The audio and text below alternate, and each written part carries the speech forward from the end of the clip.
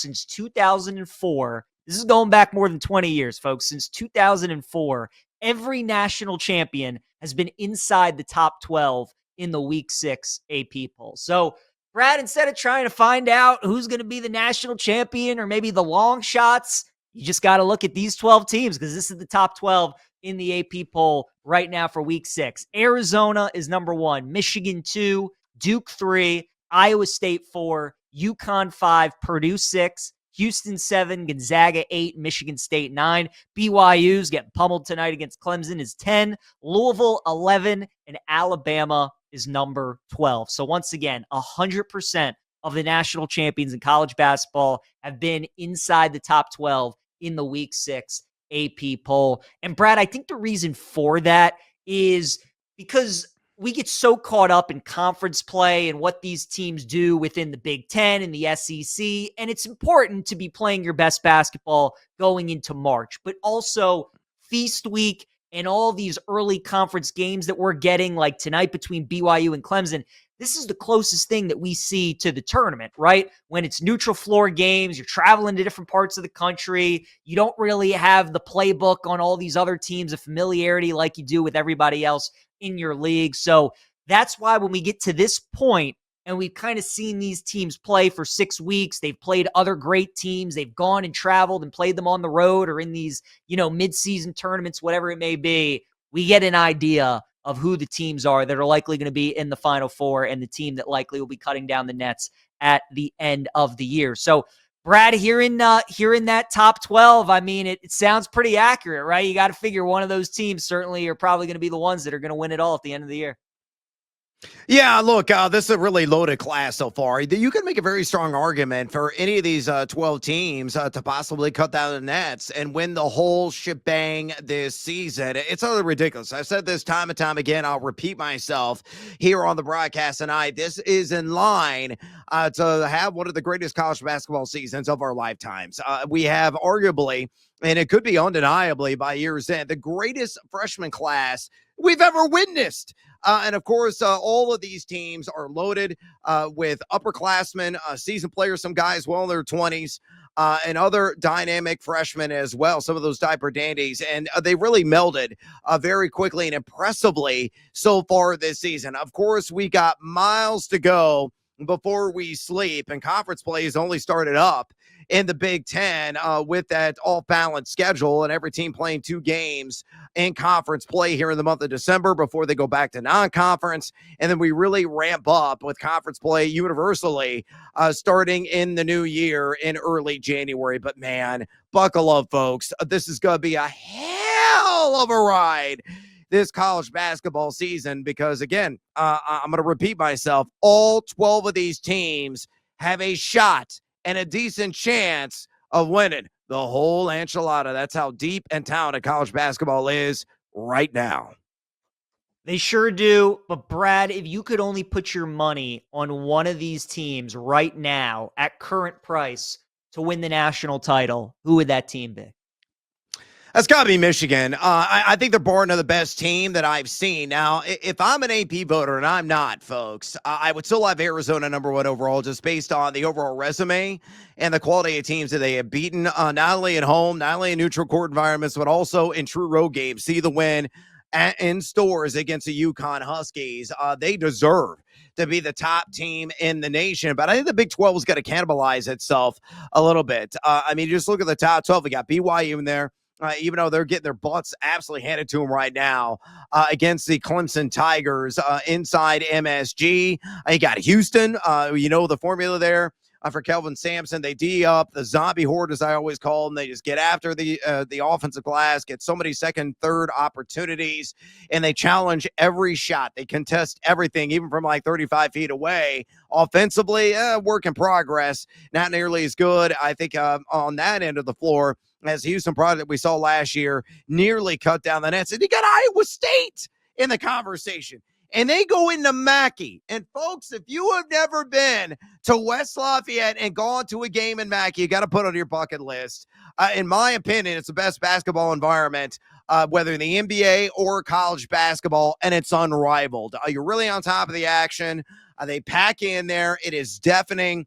It's just, I get chills every time I'm in that building. Marvelous place to watch a game. Very intimidating if you're coming in as a visitor to play a very good Purdue team, and they crush them. They wallop them. They whoop that ass in that game. That's why Iowa State, I think, got a vote at number 1 in the AP this week, and deservedly so. TJ Otzelberger's got a veteran group. Momcilovic, he had like 8 threes in that game. Lipsy's still there. Jefferson, they are galvanized. And they got a really bubbling chemistry right now. They beat you on both ends of the floor. Excellent defensive team as well. That's just the Big 12, folks. Those are teams in the top 12. And that's my only concern with a team like Arizona is a cannibalization. That's why I feel Michigan has the best shot of winning the Big 10 outright, getting a number 1 seed, and run the table potentially and cut down the nets on a national title for the first time for a Big 10 team since the year 2000. Mateen Cleaves and Michigan State accomplished that feat 25 years ago. Crazy. That is crazy. So your number 1 team is Michigan. Right now, Yep. mine at the current price, Brad, would be Houston. I think Houston's worth a bet currently at the 12-1 price. We saw this last year out of Kelvin Sampson's squad. They went to the same Players Eras tournament during Feast Week and played in Vegas. They lost a couple games. We were all wondering what was up with Houston. Is everything okay? They lost 2 games after that, the rest of the season. 1 in Big 12 play, and then the national title game to Florida. That was the only 2 games they lost the rest of the year. So I think most would agree Sampson is currently probably the best coach in the sport. He's certainly top 3, top 4. Agreed. And they are loaded, Brad. I mean, they are loaded. I don't think he's ever had this talented of a team. He's got 2 NBA lottery picks. He's got a veteran backcourt with Sharp and Uzan. You know how good they're going to be defensively. They can still shoot the ball really, really well. So now is the time to buy the dip on Houston because of how Iowa State's playing, because of how Arizona's playing, and you have to adjust their odds. They're in the same league as Houston. Everybody's forgetting about the Cougars, but let's not forget how difficult this team is to play and how hard of a matchup they are for these teams that have to see them in March. And PJ, I want to bring up Gonzaga too, real quick, because the Zags really impressed me the last time they went out there. Remember, they came off a 9-day span in which they didn't play a game, and the last time they had played, they got brutalized by the aforementioned Michigan Wolverines. They lost by 40 in that game. And they turn around and basically do the exact same thing in the University of Kentucky. Now, Kentucky, you could argue, may not make the tournament this year. And I think that's not an outlandish thing to say. It's not an exaggeration by any stem or sort of the imagination. If you look at Ken Palm, look at Bart Torvik, look at a lot of the predictive sites, they got Kentucky finishing at 18-13 overall. That's a bubble team. And they don't have a quadrant 1. They even have a damn quadrant 2 win on the resume. Now they got some opportunities yet to come, and they may be able to right the ship and get themselves out of the current state and get themselves on a proper path to be competitive in the SEC. But Gonzaga still going to an environment which was very blue, even though it was in Vegas. It was like probably 90-10 Kentucky fans. And Kentucky fans at halftime, they're down 23. They're booing.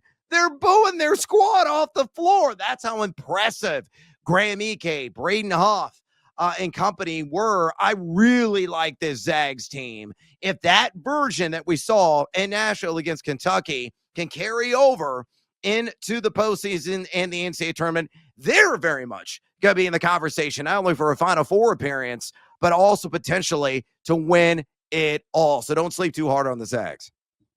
I completely agree. Brad, you know what fascinates me about Gonzaga more than anything is the fact that they're actually a better defensive team than they are an offensive team this year, right? Yeah. You think True. Mark Few, you think about all those electric offenses. And the thing is, they're still really good on offense this year, but that's how great their defense is. They're elite. They're a top 5, top 7 defense in college basketball this year. It's like if Lincoln Riley had a top 7 defense in college football. Like, you can't imagine that ever happening, but that's what Gonzaga is this year. Mark Few and his teams are always known for their prolific offenses. I think what makes them so interesting, though, for the tournament is how good their defense is. And I'm excited to talk to Tom Crean coming up at 8:20 in 30 minutes because I do want to ask him about the Zags. You know, Mark Few is arguably the greatest coach of all time to never win a national title. He's had so many great Gonzaga teams. He's been close, Final Four, national championship. And I wonder if having a team like this that is kind of different to the other ones that he's had in year past is actually the one that gets him over the hump. So I'm with you, Brad. Houston, Gonzaga, that 12-1 range, I think is super intriguing. And then the team that we're going to see tonight, UConn, at 11-1. Yep. Again, they've been dealing with injuries. They've had guys in and out of their lineup. Brad, we're going to see them at full strength tonight. I think when UConn's fully healthy and they got all their guys and they got that psycho coaching them on the sideline, I still think they are as good as anybody in the sport. So usually in college basketball, the general consensus of like all the top teams are towards the top of the leaderboard, but because of the point that you brought up, where it's so wide open, and this could turn out to be one of the best years of basketball we've had in a long, long time, I think there's some nice value on Gonzaga, Houston, and UConn in that 11 to 12-1 range. Those would be the teams that I'd be looking at.